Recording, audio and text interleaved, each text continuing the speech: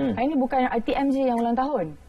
Ini Politeknik Malaysia juga ulang tahun yang ke-50. Jadi kita bawakan tetamu kita lah pada hari ini, iaitu dikabarkan Politeknik menyambut sambutan Jubli Emasnya. Jadi saya mahu bersahati dan kita mahu bersahati anda untuk bersama dengan Profesor Datuk Teknologis Dr. Muhammad Ismail bin Abdul Aziz, Ketua Pengarah Jabatan Pendidikan Politeknik dan College Community, bersama dengan Engineer Haji Mazlan bin Mansur, alumni Politeknik Ungku Omar, sempena dengan sambutan Jubli Emas Politeknik dan juga apakah pencapaian dan rancangan masa depan bagi Politeknik. Assalamualaikum, selamat pagi. Selamat pagi. Bersama dengan kami Datuk Tuan Haji kerana bersama dengan kami hari ini.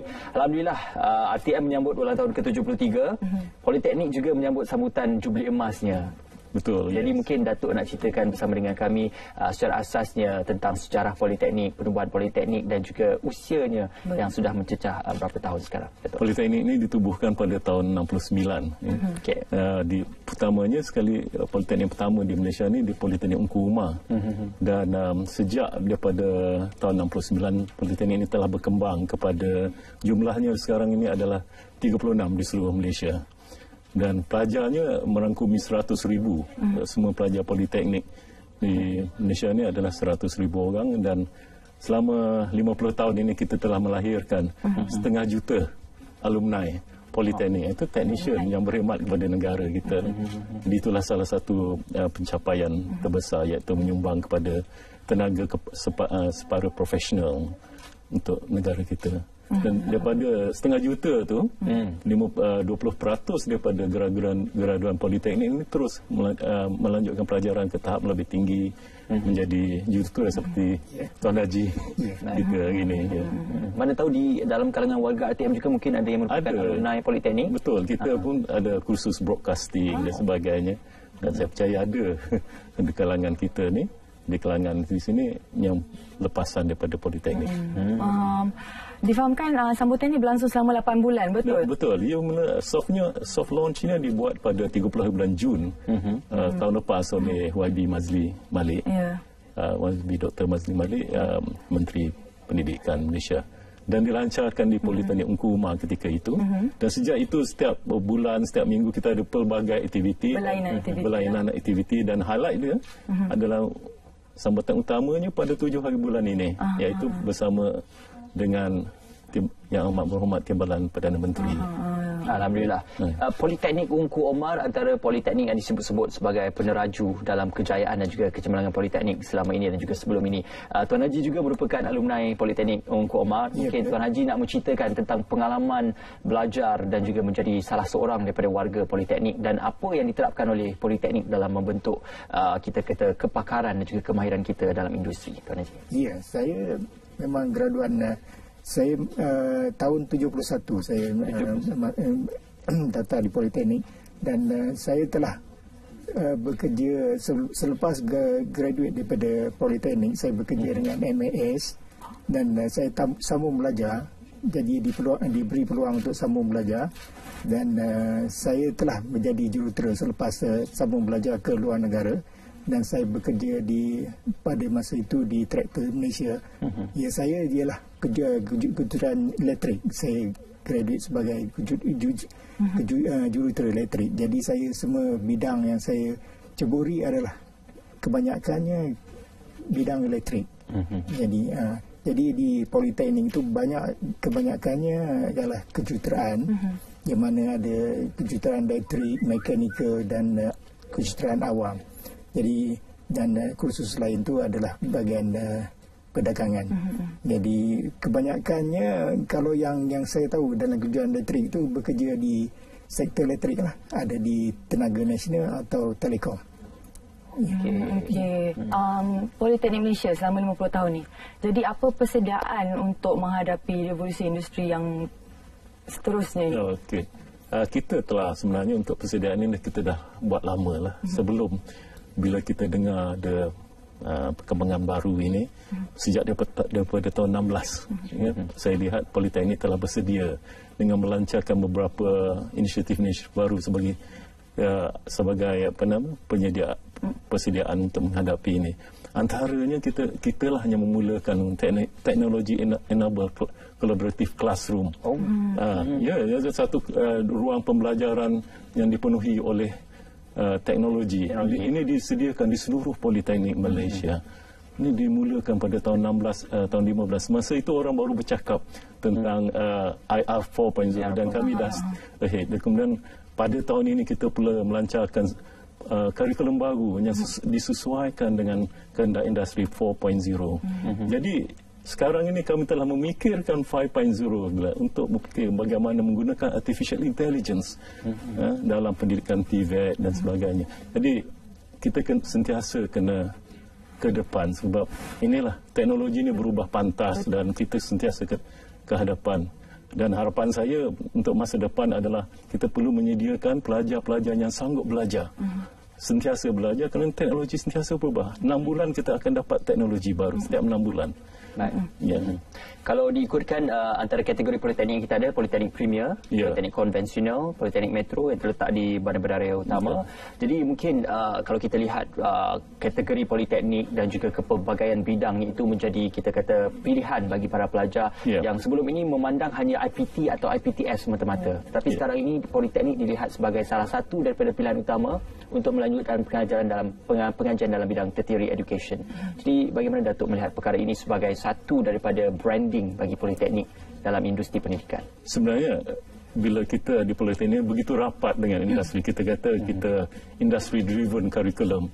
Dan ini dibuktikan dengan pencapaian kata kadar kebolehpasaran graduan yang tinggi. Iaitu pada tahun ini kita mencatatkan, pada tahun lepas kita mencatatkan GE kita, graduan kebolehpasaran kita 96%. 96% dan kebanyakan pelajar kita senang diserap oleh industri kerana hubungan kita rapat dengan industri. Dan bagi program, kita ada program degree juga.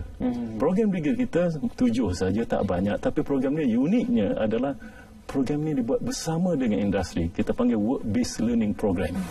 Pelajar belajar 1 tahun dengan industri. Dan selepas itu dia diserapkan terus di industri atau memilih industri yang sama rentaknya dengan tempat dia latih. Jadi itu kelebihan dia, hands-on experience. Itu betul-betul memenuhi kehendak industri.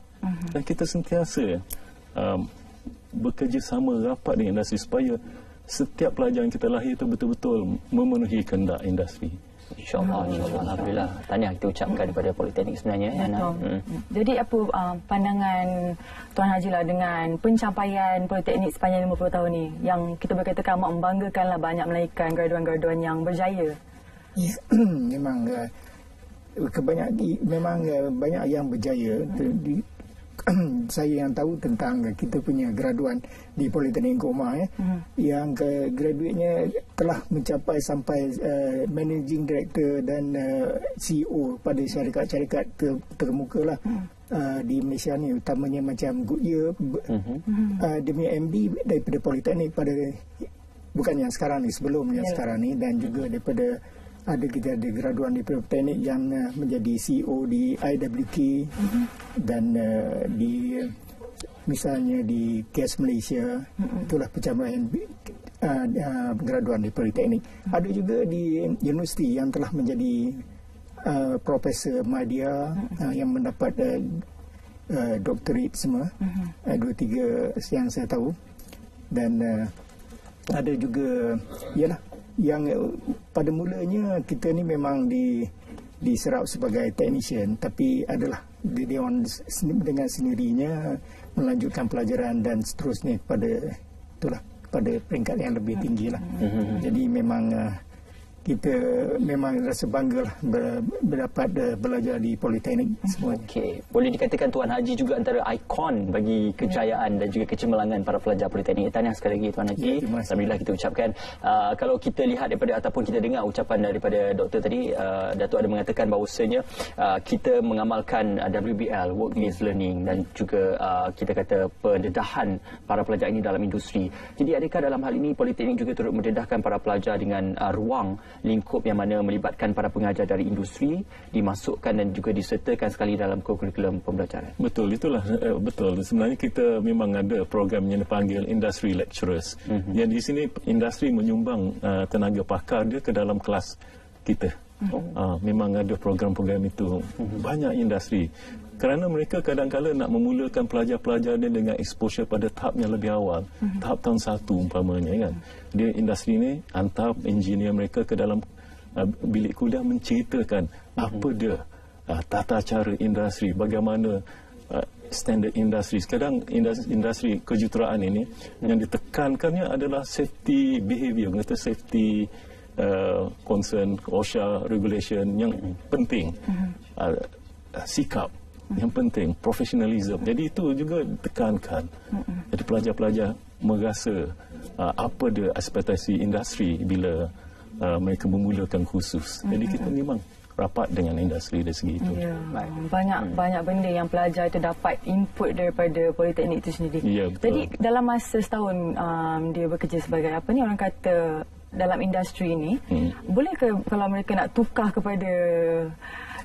daripada industri yang lain, daripada satu apa orang kata teknikal tu kepada satu teknikal yang lain? Boleh saja. Sebenarnya pelajar-pelajar ini adaptable kan, mereka boleh bertukar ke industri yang lain kalau mereka nak. Fleksibel kan. Kejuruteraan tu kalau mekanikal tu pelbagai bidang yang mereka boleh buat. Itu juga elektrikal. Baik, bagi Tuan Haji sendiri melihatkan kepada persaingan institusi pengajian yang ada dalam negara maupun dari luar negara yang datang menubuhkan institusi pengajian dalam negara juga, bagaimana Tuan Haji melihat dalam hal ini sebenarnya para pelajar kita cukup bertuah apabila ditawarkan dengan ruang pembelajaran yang cukup berkualiti seperti Politeknik, IPTA dan juga IPTS, khususnya Politeknik sekarang ini sudah pun mempunyai penggradan atau pengkreditan yang dianggap sebagai antara yang tertinggi dalam negara kita, Tuan Haji. Ya, kita punya kursus ni saya ingat macam kursus marine tu belum ada lagi institusi lain yang buat marine. Itu yang satu yang kita punya pengajian yang bagus lah. Dan juga macam politeknik lain ada juga bidang aeronautical pun ada selain daripada yang biasa tu. Jadi persaingan tu saya ingat pasal kita ni lebih besar lah kan dengan 36 politeknik tu, dan kita pun terpilih juga pelajar yang masuk yang mengikuti kursus semua yang terpilih je. Bukan, jadi saya ingat persaingan tu ialah persaingan tu bila-bila pun ada persaingan, tapi kita akan itu pihak Jabatan Pengajian ni akan tengok semua tu lah. Kita ni belajar situ je lah. Jadi jadi macam Datuk kata tadi banyak persediaan yang perlu untuk melahirkan TVET yang tunggu. Jadi untuk politeknik apa persediaan yang disediakan untuk melahirkan graduasi TVET yang terunggul di Malaysia? Pertama sekali kita membangunkan sikap yang cemerlang di kalangan pelajar, memastikan mereka dapat kemahiran, kompetensi dalam bidang mereka pilih. Itu penting. Kan? Dan ketiga, kita juga menyediakan mereka dari segi kebolehan atau bersifat keusahawanan. Ini penting ya. Bersifat keusahawanan ini kerana mereka bersedia untuk belajar lagi. Semacam saya kata, ilmu sentiasa berubah, teknologi sentiasa berubah. Mereka tidak sepatutnya menebik dada kata ilmu saya dah cukup. Tapi terus belajar. Sentiasa. Dan akhir sekali sifatnya keempatnya saya tekankan sangat adalah sifat 21st century skills ni yang disebut-sebut ni, komunikasi, bersifat global citizen dan sedar apa yang berlaku di sekitar kita, problem solving dan sebagainya. Ini penting sangat sekarang ini. Politeknik juga menawarkan pembelajaran sepanjang hayat ataupun ada program-program? Betul, kita politeknik pun ada menawarkan pembelajaran sepanjang hayat untuk pelajar-pelajar yang dah selesai boleh sambung lagi. Untuk rakyat, untuk orang biasa pun kita ada program-program biasa. Dan kadang-kadang kita dengan sister kita organisation kita ada college community yang menyediakan pelbagai program pembelajaran sepanjang hayat hujung minggu untuk rakyat, untuk rakyat Malaysia pelbagai. Sebenarnya ini salah satu lagi sektor yang kita tak nampak di Politeknik dan College Community Malaysia, iaitu sektor pembelajaran sepanjang hayat yang meluas. Setiap tahun hampir 200,000 orang peserta melibatkan diri dengan program pembelajaran hayat ini. Di hujung minggu kadang mereka belajar masak, baiki komputer, baiki kereta, baiki aircon dan sebagainya. Wow, dahsyat. Jadi rasa saya berminat lah nak sambung belajar. Boleh? Untuk skill saya pun nak sambung belajar. Okey, macam mana pula dengan keberhasilan program-program yang dijalankan? Betul, bila kita kita lihat komuniti kita sentiasa kita nak memberi mereka kemahiran. Kadang-kadang simple saja, kemahiran masak, kemahiran membaiki sesuatu. Tapi setiap insan tu diberi peluang untuk mendapatkan kemahiran melalui program-program sepanjang hayat.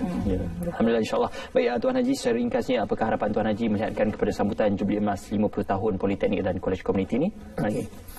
Sebenarnya ini kita punya persatuan alumni ini telah ditubuh 25 tahun dahulu. Jadi kita pun menyambut Silver Jubilee juga tahun ini. Jadi itulah harapannya kita, yang sebenarnya kita nak mengumpulkan semua kita punya alumni itu supaya kita ada, tapi memang ada kita berjumpa sebulan sekali, kita berjumpa tentang, kita bercerita tentang nostalgia, kita ada monthly golf kita dengan itu juga tentang pencapaian itu ada, kita ada buat semua tu. Dan juga Datuk mewakili Politeknik, harapan dan juga ucapan Datuk.